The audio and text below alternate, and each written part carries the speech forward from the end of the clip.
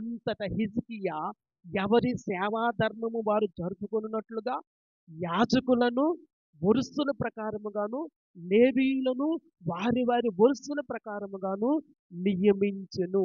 దహన బలులను, సమాధాన బలులను అర్పించుటకును, సేవను జరిగించుటకును, కృతజ్ఞతాస్తుతులు చెల్లించుటకును, యెహోవా పాలెపు ద్వారముల యొద్ద స్తుతులు చేయుటకును యాజకులను, లేవీయులను నియమించెను.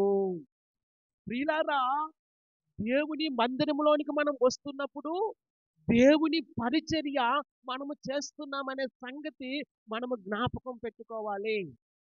మనుషులు దాన్ని ఏ విధముగా చూసినా, మనుషులు దాన్ని ఏ విధంగా అర్థం చేసుకున్నా, మనము దేవుని సన్నిధికి వెళుతున్నాము అంటే దేవునికి సేవ చేయడానికి వెళుతూ ఉన్నాం.